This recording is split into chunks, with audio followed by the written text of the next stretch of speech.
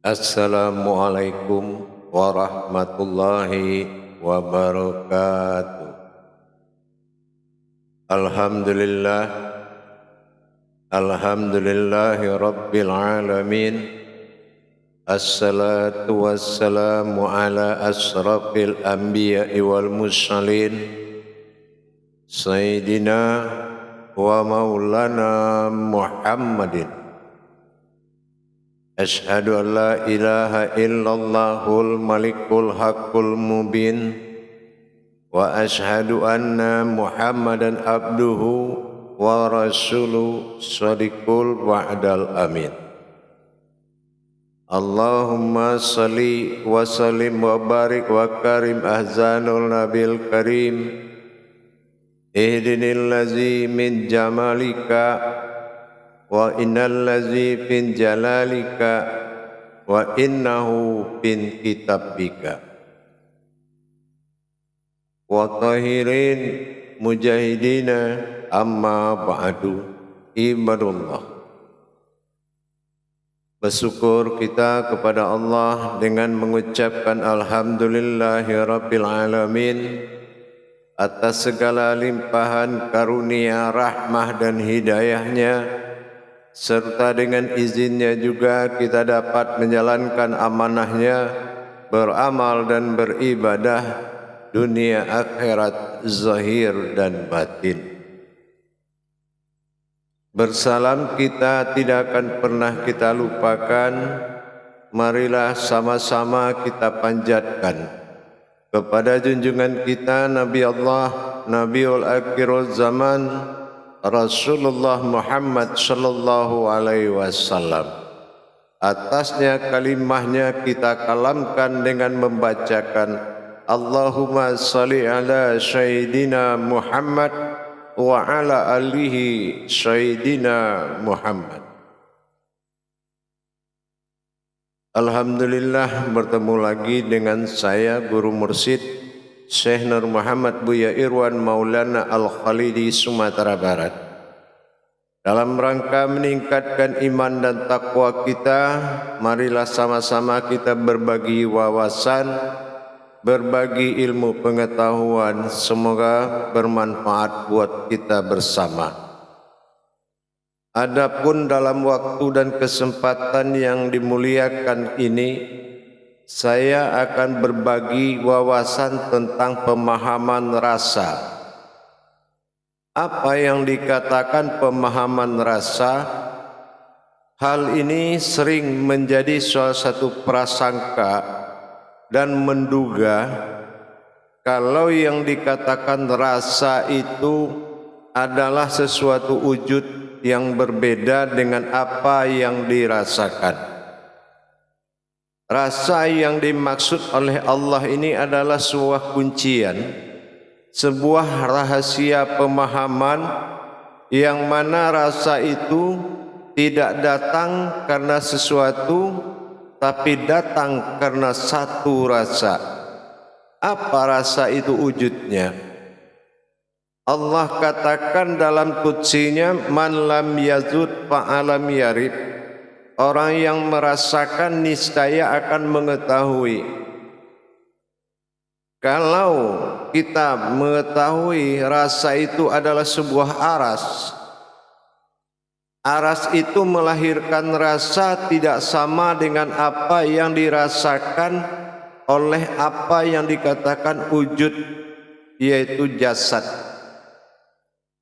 Rasa yang dikatakan sir usir tadi adalah rasa yang datang dari satu kodrat, yaitu rahasia. Kodrat rahasia yang dimaksud dari rahasialah datangnya sebuah rasa, yang mana rasa itu tidak mengalami proses kenafsuan, proses yang bisa diterjemahkan oleh akal. Yang dikatakan proses terjemahan akal itu seperti ada yang merinding, dan segala macam yang bersifat an-nazir, itu baharu. Kalau baharu memang dia menerima segala kenyataan Allah pada jasad. Rasa yang dikatakan menerima baharu ini adalah rasa yang dialami jasad. Tapi sir. Ada lagi yang dikatakan rasa itu adalah sebuah rahasia. Mana usirnya? Usir itu sulit diterjemahkan.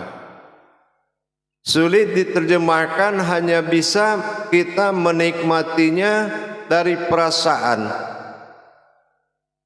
Perasaan sedih, perasaan terharu, perasaan betul-betul menikmati yang tidak bisa diungkapkan. Ini yang dikatakan usir. Usir adalah suatu rasa dari rahasia yang bisa diterjemahkan oleh hati nurani kita. Ini yang datang dari rahasia.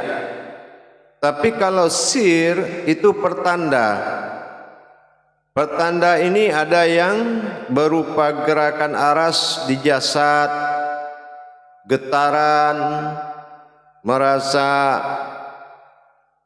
melayang, dan banyak yang dikatakan sirnya.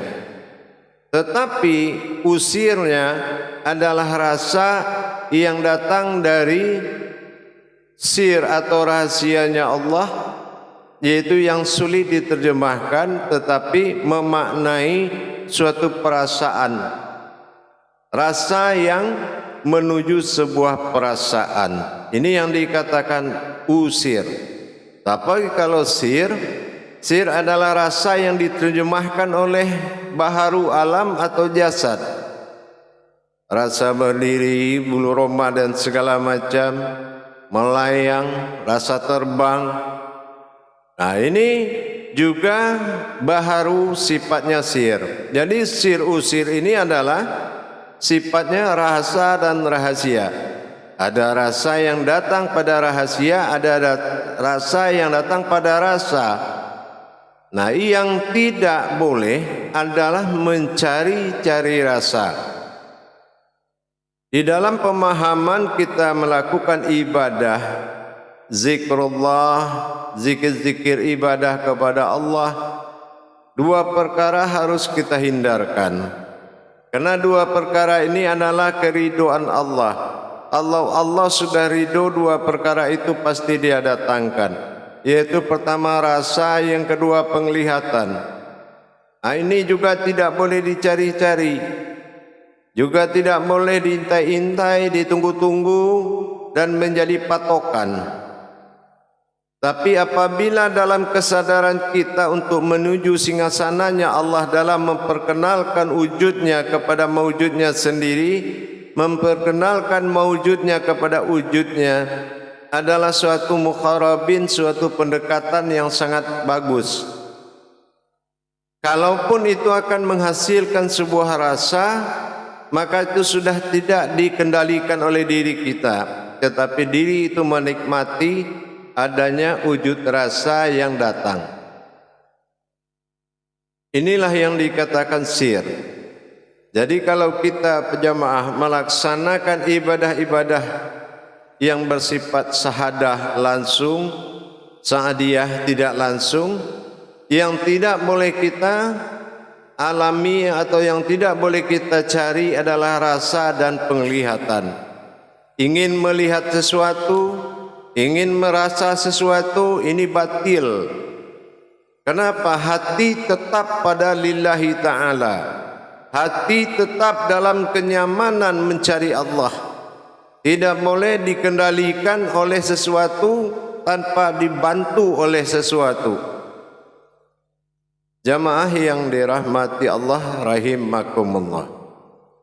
Jadi kalau kita mengamalkan sebelum datang hubungan batin kita dengan Allah disebutkan rasa, maka kita diteruskan mengamalkannya. Karena ini adalah ketulusan Allah untuk memberikan jawaban terhadap apa yang kita amalkan.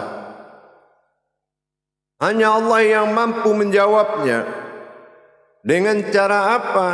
Dengan cara memberikan Satu berupa isyarat dalam kode etiknya, yaitu rasa sir pada si baharu jasad.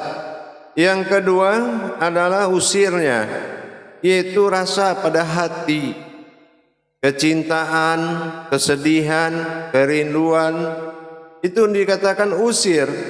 Jadi jangan salah kita dalam menerjemahkan makna daripada sebuah kejadian. Karena pedoman daripada rasa dan penglihatan itu adalah nawaitu kita. Niat kita awal. Niat awalnya seperti apa?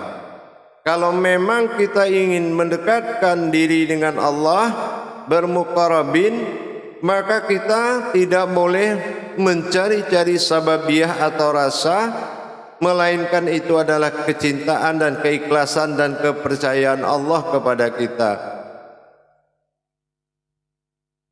Makanya dalam hukum tauhid, di sini ada kata tauhid, tafrid, tajrid. Nah, kita sudah sering mendengar kalimat ini dalam makom tasawuf atau makom tauhid. Jadi kalau tauhid ini adalah nyata dalam berhubungan, sampai terbuka hijab maka nyatalah wujud yang menyaksikan. Tapi yang kedua tajrid, merasakan. Nah, inilah yang disebut sir tadi. Merasakan tentunya seperti dua kodrat tadi, yaitu merasakan dan pada diri sir dan merasa pada si baharu alam. Nah, yang ketiga tajrid, mengalami.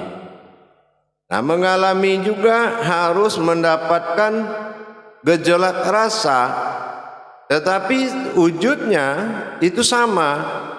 Wujud rasa yang datang daripada batin, wujud rasa yang datang daripada kodrat. Nah, wujud rasa menuju kodrat, wujud rasa menuju batin, ini beda. Jadi dalam kita mengamalkan sesuatu, maka dijadikanlah rasa ini sebagai hubungan batin antara kita keumatan dengan ketuhanan Allah Subhanahu wa ta'ala, atau dikatakan sambung rasa. Kalau sudah sambung rasa, maka kitalah yang bisa menerjemahkan. Rasa itu tidak bisa, umpamanya kita mempelajari atau sedang mengamalkan sesuatu pelajaran, tiba-tiba rasa yang kita dapati, kita tanya kepada jemaah lain atau para kaum muslim lain. Meskipun itu satu rumah, itu tidak akan bisa mengalami rasa yang sama. Meskipun satu rumah, itu tidak akan pernah mendapatkan rasa yang sama. Tapi melainkan adalah sebuah kalam dari Allah tentang rasa tersebut. Riwayat tidak akan pernah sama. Apapun dengan siapapun tidak akan pernah mengalami riwayat yang sama kepada Allah Subhanahu wa ta'ala. Jadi jangan kita menanyakan apa yang dirasakan oleh orang lain, tapi kita harus bisa menyadari makna dari rasa yang kita alami. Jamaah yang dirahmati Allah rahimakumullah. Di dalam kita mengamalkan sesuatu amalan, baik amalan itu sahadah langsung maupun amalan itu saadiyah tidak langsung, maka kita harus memiliki suatu kode. Kodenya tadi seperti sir, sahadah itu, rahasia langsung itu dinamakan dengan sir qalbi. Itu rahasia yang muncul dari kolbi kita. Nah, beda dengan si baharu tadi, sir sa'adiyah. Nah, sir sa'adiyah ini ada yang gejolaknya melalui alam. Gejolak alamnya pasti si baharu alam akan menerjemahkan.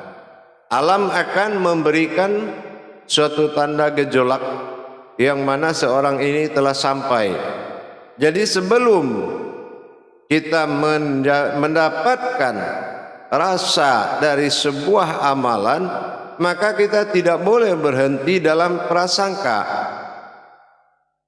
Jadi tidak ada istilah menurut saya merasakan begini, tidak.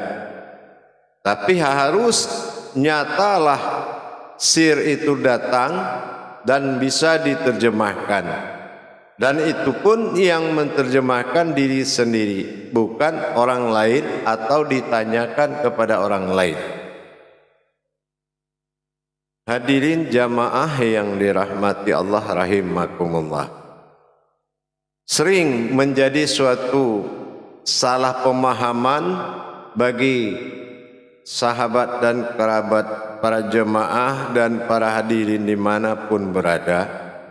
Sering banyak umat Islam yang mengamalkan jalan-jalan kepada Allah, baik itu berupa tarekat, tasawuf, tauhid. Intinya rasa ini sangat menentukan. Rasa itu sangat menentukan terhadap kalamnya Allah. Kita tidak bisa menerjemahkan kalamnya Allah kalau kita tidak memiliki wawasan.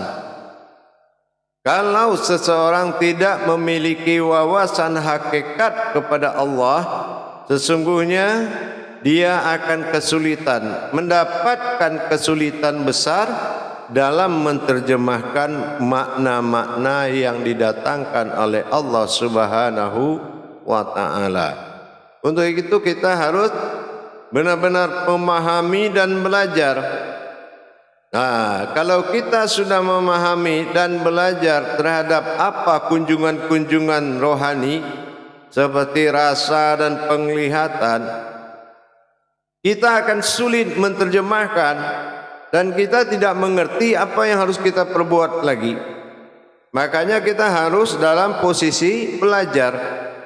Karena dengan belajar kita bisa melaksanakan suatu perjuangan bertanya jawab, bertanya, dan itu harus dilakukan oleh orang-orang yang sedang belajar. Jamaah yang dirahmati Allah rahimakumullah. Man lam yazud fa'alam yarib. Nah, niscaya itu bahwasanya barang siapa yang merasakan, niscaya dia akan mengalami. Nah, kalau sudah jelas patokan dari qudsi Allah tadi, maka kita harus fokus kepada rasa atau sesuatu yang tadi diperlihatkan.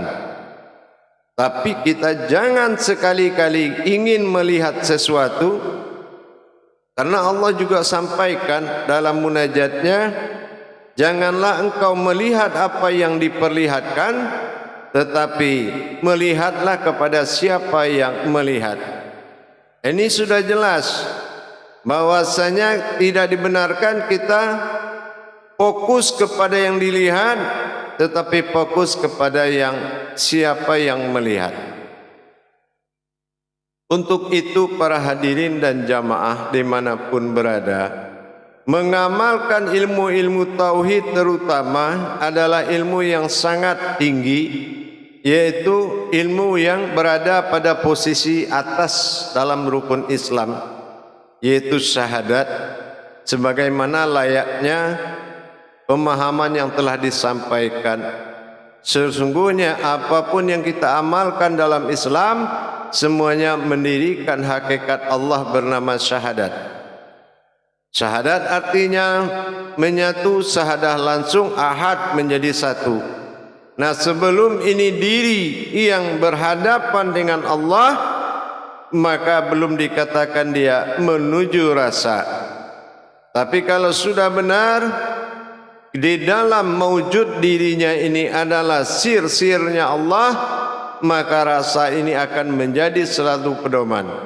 Rasa akan menjadi suatu patokan untuk dasar kita mendekat kepada Allah Subhanahu wa ta'ala. Tapi kalau rasa ini seperti an-nazir, contohnya an-nazir itu seperti apa sih baharu alam? Merindingkah? Bergetarkah? terasa terbang, terasa melayang, melemah, lemes, dingin, panas, itu semuanya sibaharu. Masih dalam makom sibaharu. Tapi kalau sudah menuju perasaan, rasa sedih, rasa cinta yang semakin hari semakin tinggi kepada Allah, rasa maujud yang sangat dekat dari hati, dan semua yang didapati oleh rohani ini adalah usirnya, yaitu rahasia batin. Batin yang mewujud dalam rahasia ini dinamakan usir. Makanya kalau kita dalam kajian tasawuf atau dikaji tauhid, sir usir, artinya adanya rahasia di dalam rahasia itu sendiri. Jamaah yang dirahmati Allah rahimakumullah, maka wataqallahi wa ilmukumullah, tawakallah kamu, sesungguhnya itu adalah ilmu.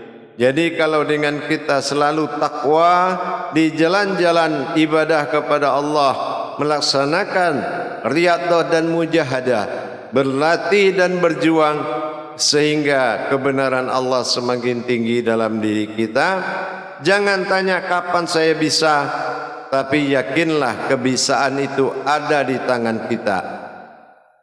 Dengan adanya jaminan kebisaan daripada kita kepada Allah, maka Allah menjamin keqabulannya.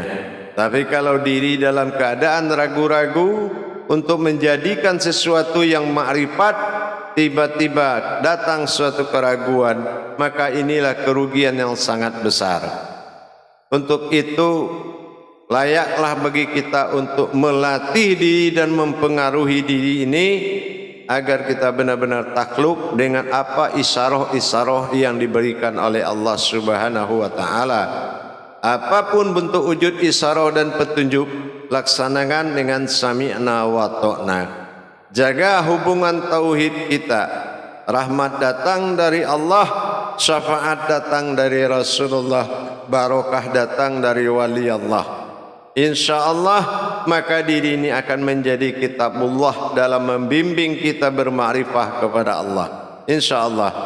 Baik para hadirin dan jamaah, demikian berbagi wawasan dalam rasa ini agar supaya menjadi suatu patokan menghindari diri dari pemahaman-pemahaman yang keluar dari hukum tauhid. InsyaAllah mudah-mudahan bisa dipahami dan bermanfaat bagi kita semua. Akhirul kalam wa billahi taufiq wal hidayah. Wassalamualaikum warahmatullahi wabarakatuh.